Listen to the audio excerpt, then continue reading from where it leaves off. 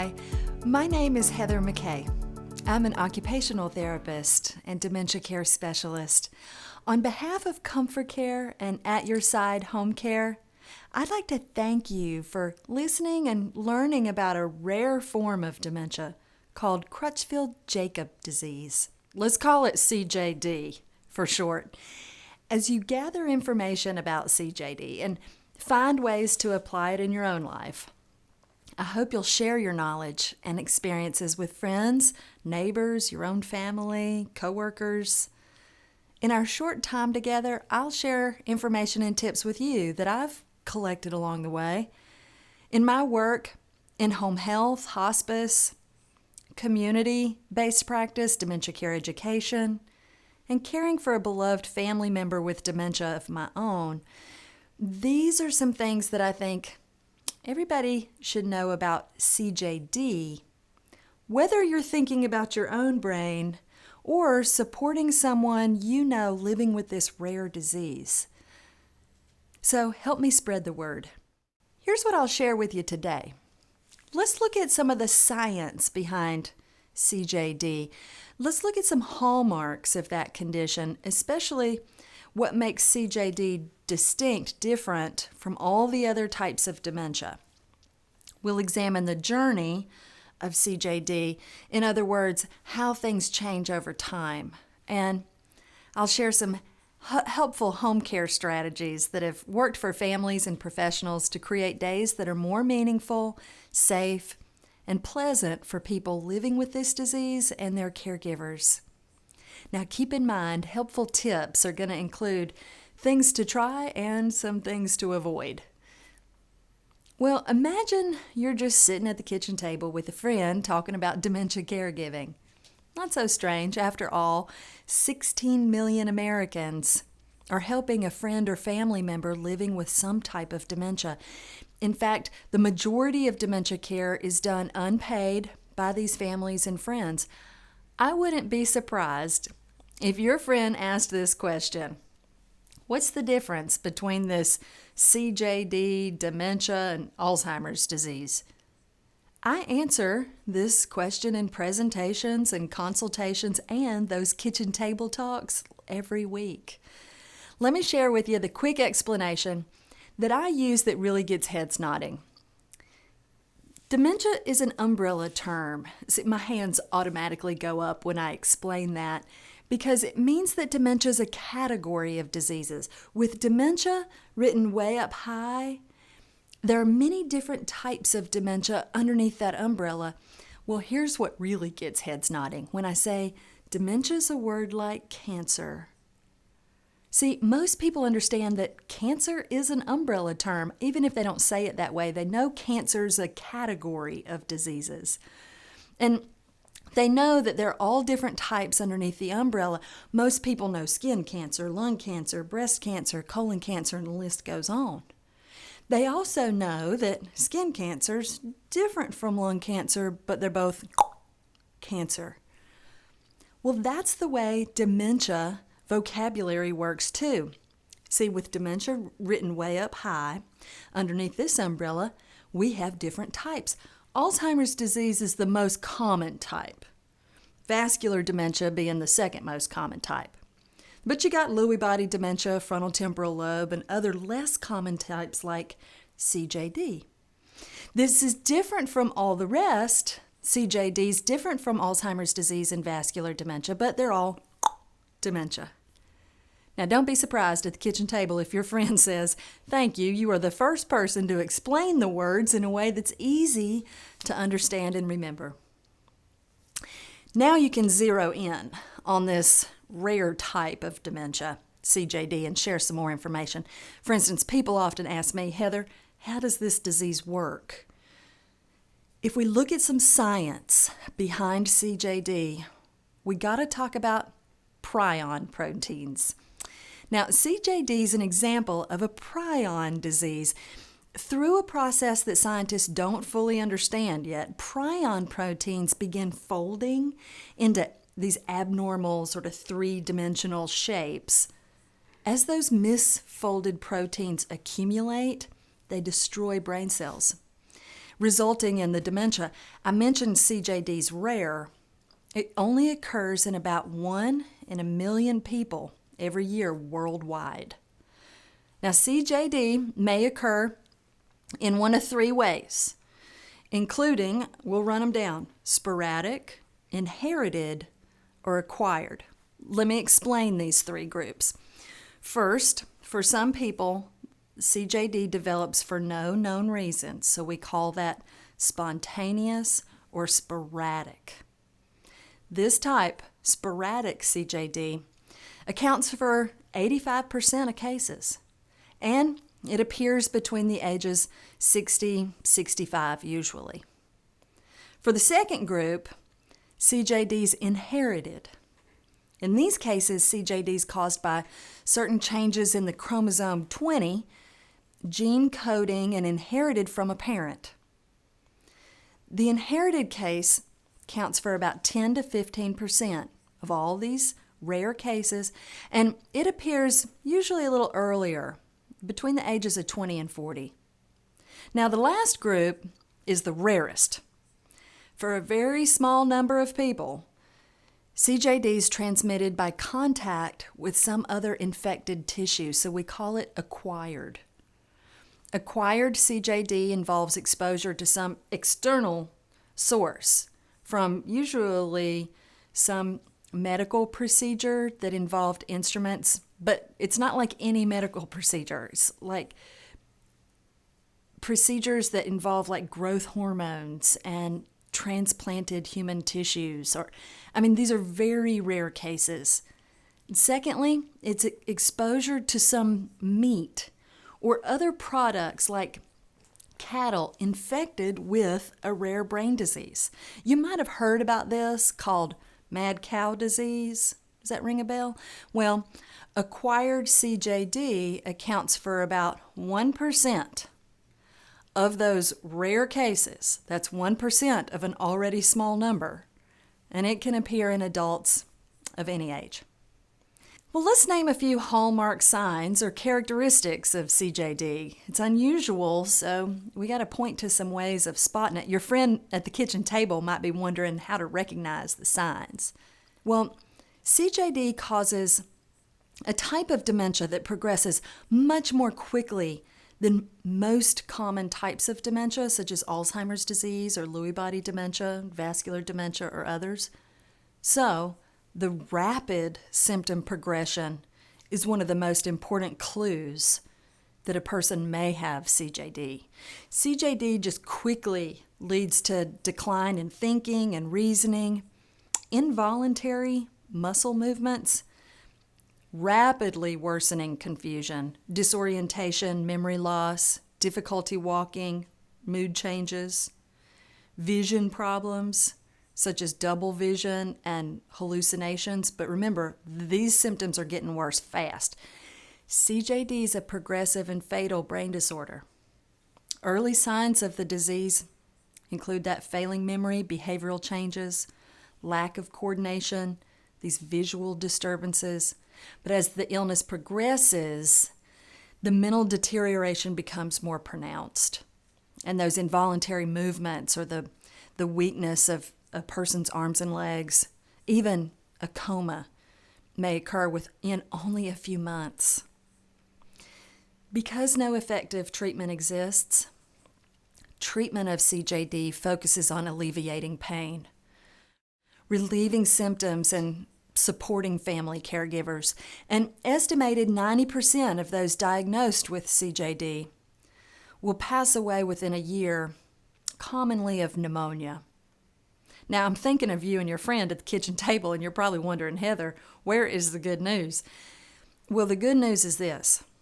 Over years of research, people with all types of dementia, families and professional caregivers of all stripes have discovered effective strategies to improve life for the person living with the disease and their caregivers. Many of the most effective home care strategies don't involve a medicine. After all, there's no magic pill to fix CJD or any other type of dementia. So we call these non-pharmacologic approaches. For example, seeing the world from the perspective of someone with CJD or any other type of dementia just helps us create days that are more meaningful, safe, and pleasant for everyone. While the days can be long, working with someone's remaining strengths, adjusting our own behavior, and modifying environments can help us create better days together. If you're caring for someone with CJD or any type of dementia, consider these strategies. First, it's helpful to give the person more time to think and speak. People with brain changes in many parts of their brain often tell me they feel slow on the draw. So a little extra time helps. Next, it's helpful to break down tasks into doable steps. One of the most common mistakes that I see is when caregivers give too much information. I'm thinking of a caregiver who arrived to take her mom to an appointment. She greeted her mom, there in the living room, and then proceeded to spill the whole day's agenda. It's like, she said, "Hey, Mom," and Mom's like, "Hey, honey." She said, "Listen, it's good to see you, and I got the car pulled around front. I'm glad you got those shoes on because it's raining. I'm going to put your walker in the car in case we have to park far from the door. But once we get to the doctor's office, they'll have a wheelchair there in case you need to go to another part of the building. Are you ready to go?" Well, the caregivers in the audience are laughing, but you know what Mom said. She said, "No, I'm not going anywhere." Well, it may seem unnatural at first to hold back some of that information, but breaking down the task into doable steps and then putting those steps together may be the easiest way of getting out the door. Another strategy for creating better days is to follow a daily routine, but be ready to flex. Here's what I mean by that. Have you ever heard a caregiver say, "Well, at our house, we need to accomplish our work in the morning because after lunch, my husband likes to rest for a couple hours. He'll read the paper, watch the news on TV, he'll help me with dinner, and we dine like early birds."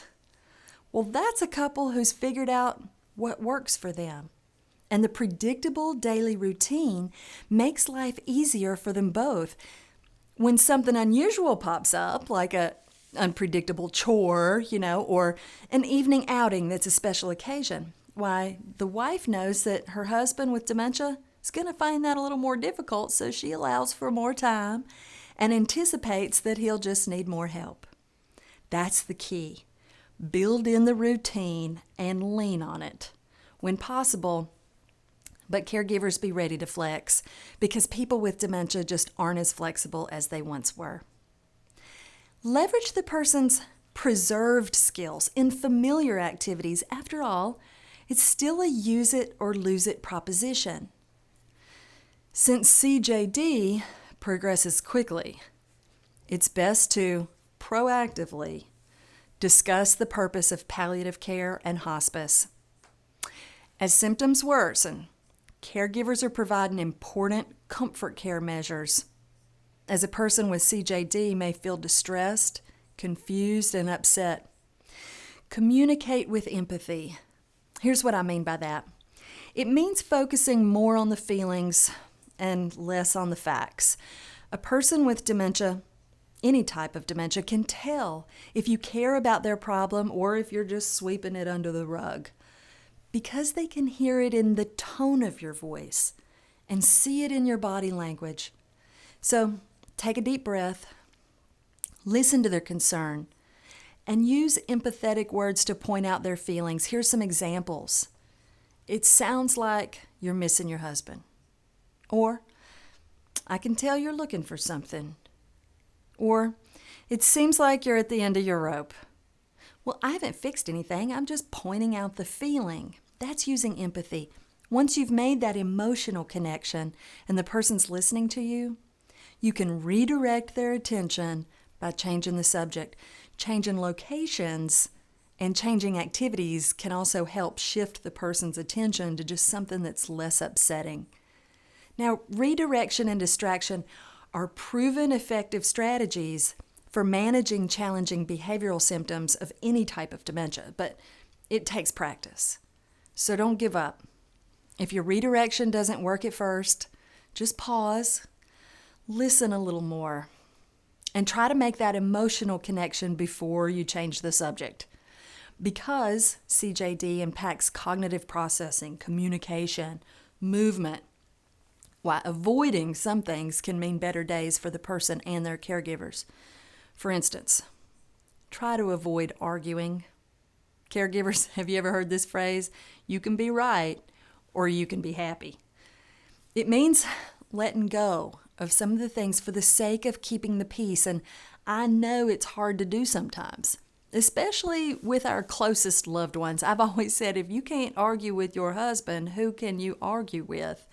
But I know that if my spouse could no longer reason the way he used to, then our arguments over the facts are just going to end in a stalemate. Have you ever felt the person with dementia pushing you into an argument? They're upset about something that you know to be untrue, so you push back. Have you noticed that as long as you're willing to push, they can push too? That, my friends, is a stalemate. And it has more to do with the feeling of needing to be heard and wanting to be right. In this situation, there's only one person who can stop pushing. It's the person with a healthy brain. So caregivers, when you find yourself in a stalemate, and we're all going to be here eventually, my best advice is simple. Take a deep breath and stop pushing. Correcting the person with CJD can just lead to an argument. But we're not all that different. I mean, who likes to be made to feel stupid? None of us like that.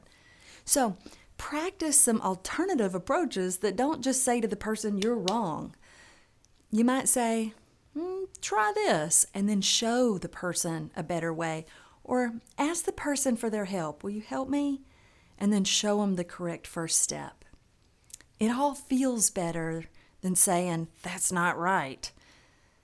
Avoid startling the person. After all, when understanding the situation is difficult for the person with CJD, they can seem on edge or easily startled. Everything will be easier for you both if you can avoid scaring the pants off the person in the beginning of your interaction. Practice approaching the person from the front. Let them see you before you're in their personal space. Just offer your hand to greet the person or show your open arms to invite their hug.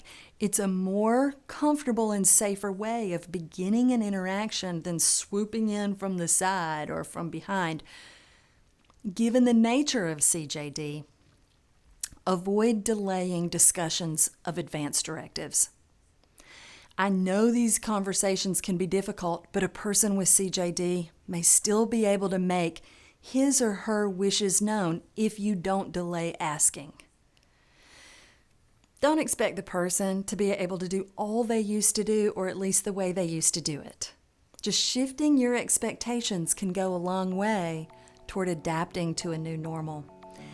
And finally, don't expect to do everything yourself. Caregiving is a team sport, so find your teammates. A final take-home message for today. The ComForCare team is ready and willing to collaborate with you on strategies and solutions for your dementia care needs. People with CJD have unique needs and can continue to live at home with support throughout its progression.